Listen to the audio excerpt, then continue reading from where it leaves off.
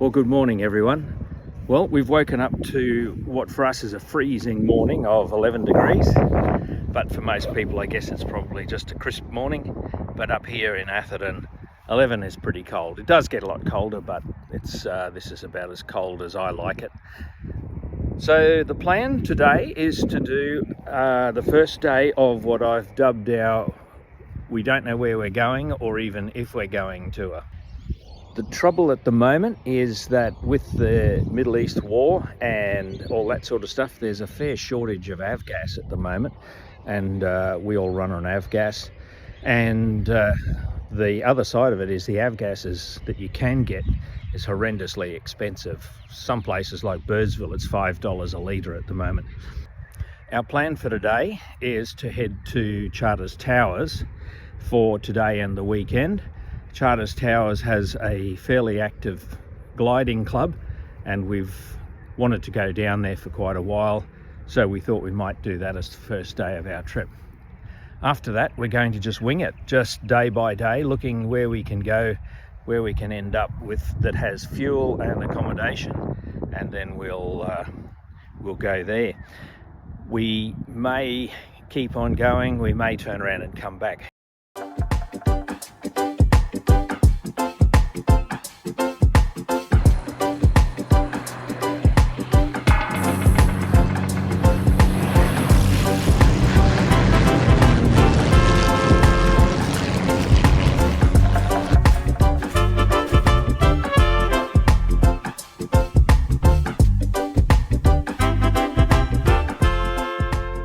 Just to preempt the rest of the videos, we ended up going as far south as Eromanga and Charleville before turning back due to bad weather further south. We ended up being away for 8 days and we didn't have any trouble getting fuel anywhere. The direct route to the south is only 172 miles, but has a number of issues, making it actually the least favoured. The preferred route is either coastal, which was not available on this occasion due to weather, or to the west behind the ranges. The direct route initially takes you over high ranges with jungle and gorges everywhere. Then after crossing to the west of the mountains, the gorges, craggy hills and hostile country continues just without the jungle. And then if you did decide to take on the tiger country, you then have to deal with the restricted area at the southern end of the track, and on this occasion it was active, so that completely blocked the direct route. But on this occasion the weather gods were completely against us, and we had cloud and rain along the preferred path as well. So we had to go up towards Mareeba, then turn west, take the valley past Dimbula and Petford, and then turn south, and at the southern end we had to stay west of the restricted area. Taking off on runway 15 and looking to the south, it was pretty obvious that we weren't going to be going that way. However, looking to the north and the west, it was a totally different story. It didn't look too bad at all.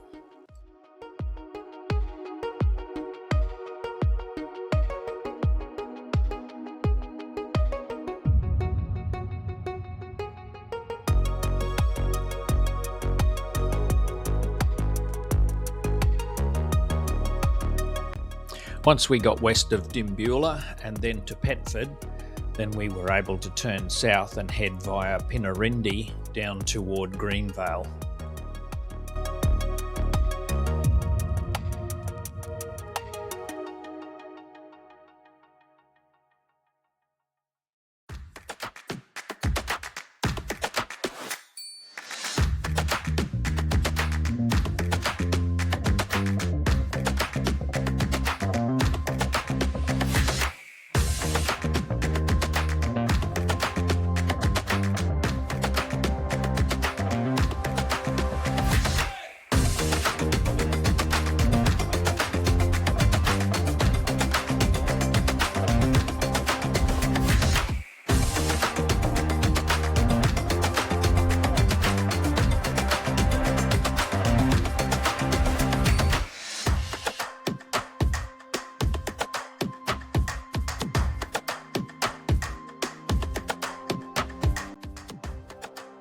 I don't know what that airfield is.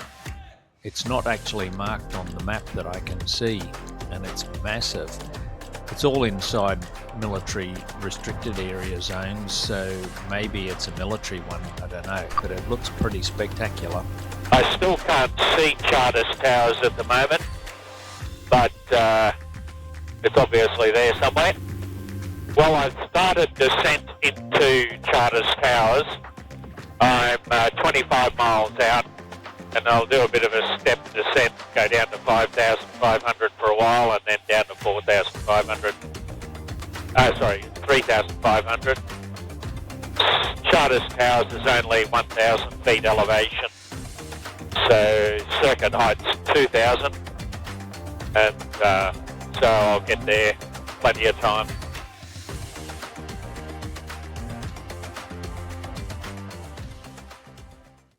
So after topping up with some fuel, I found myself a parking spot in what was a fairly basic parking area. We unloaded all our gear, tied down the planes, and then got ourselves a taxi into the holiday park where we had some cabins booked for the weekend. So after we got ourselves checked in, we got another taxi and then we headed into town to have a look at Charters Towers. Charters Towers really is a fascinating place. It began its history on Christmas Eve in 1871 when a 12-year-old Aboriginal boy named Jupiter Mossman found gold while he was looking for some horses that had bolted during the night. As a result of the gold rush that followed, Charters Towers became the most wealthy regional town in Australia. And you can tell from the surviving buildings that a huge amount of money got spent here, because a lot of them are really ornate and classic in their Victorian architecture. The town was, in fact, so prosperous that it boasted the only stock exchange outside of a state capital city. People came from all over the world, and it was so affluent that it was said that every service that you required to live a life in those days was available in Charters Towers, and because of that, it became known locally as the World. In the morning, we had some spare time and the girls wanted to have a look at an old department store, which was somewhat famous, called Titley's. Originally, they were just in the CBD, but now they had a new shop in the suburbs at a new shopping centre, and it was supposed to be pretty good.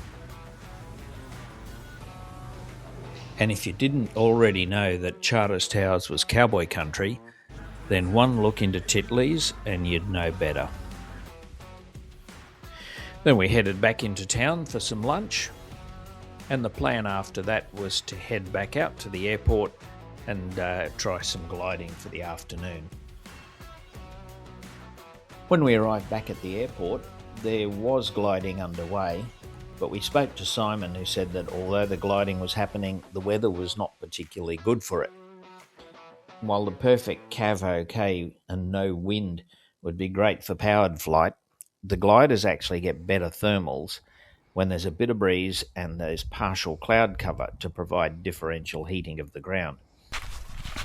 So in the meantime, we got ourselves some seats in the shade of the club caravan, and then we sat there waiting in the hope that the thermals might build up a little better. So we watched as Simon and Jane took their glider for some laps.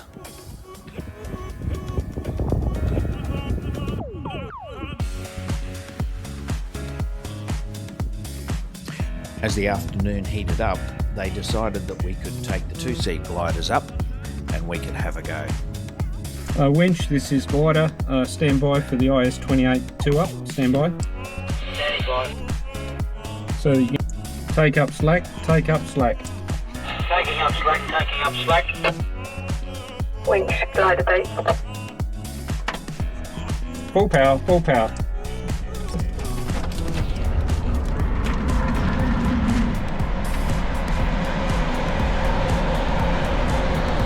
Holy moly. Yeah, it's good, isn't it?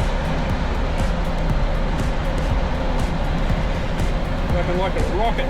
Yeah. feel the winch. Good speed, nice. We've got passing 2,000.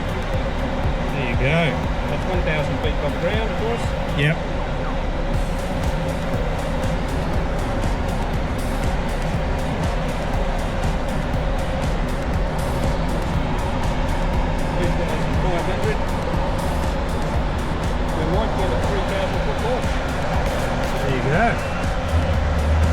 And lower the nose, make sure it's gone off, good release. Alright.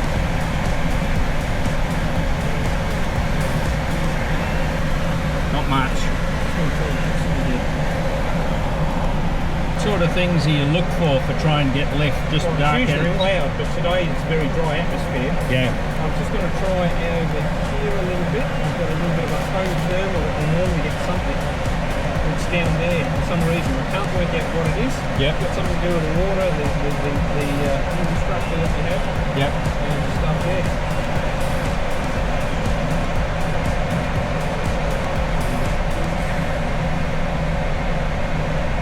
We quite often get, see that road, so I might try this way. But if you want to follow me through on the controls, Yep. All right. you can see we're not doing very much. It's a very stable machine. Yep. Yeah. If you want to have a feel of the controls, just wiggle left and right. There Okay. you go. Do you have control? I have control. Yeah. Just pitch up and pitch down a bit. See how she is. There you go. Yeah, we're not doing well. There we go.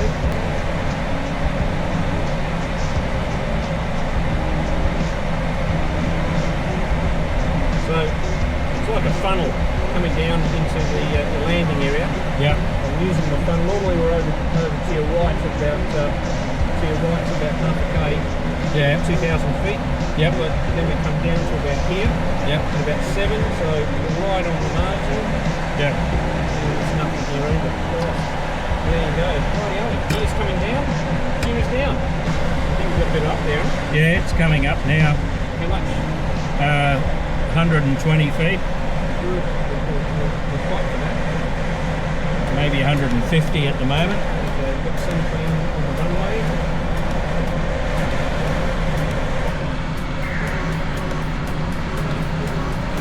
Back up to 100, 120.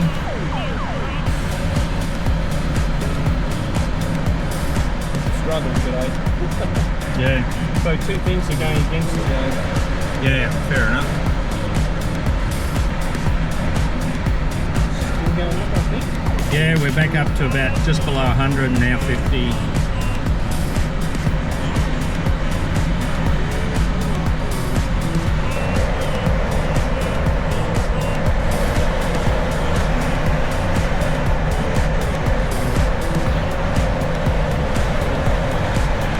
Well, these houses tend to have a bit of energy in them. Yeah, just heat coming off the roofs. Yeah, possibly. Yeah. You know, everything's different. Yeah. Come here one day and go, I had a brilliant thermal there. And come back and nothing. Yeah, yeah. I think it's just about dried off there, isn't it? Yeah, we're down 300 feet descent Just got to do the and back back up again. up again 100. You've got long wings, Yeah. and you've got to use your rudders to get rid of adverse yaw. Okay. Yep.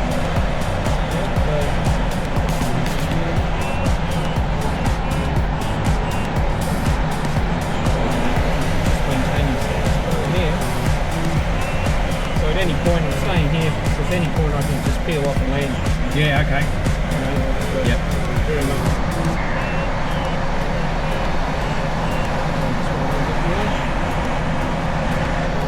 And if you tap the altimeter, we're going about 20 feet. Oh yeah.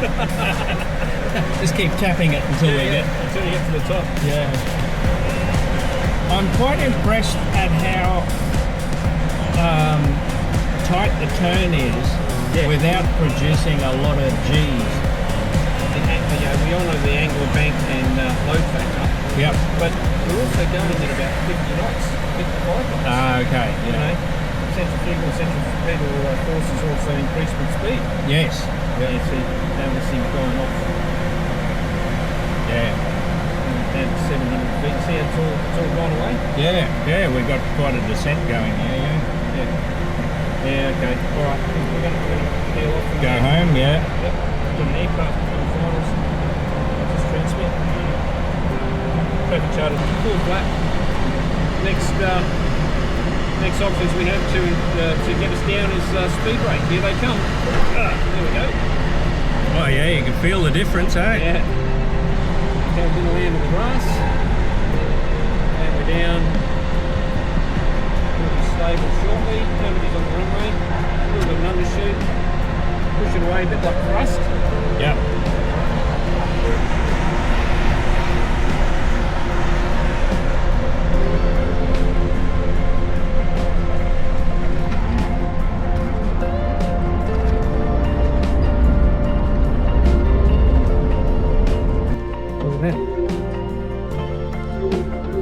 And then it was Greg's turn.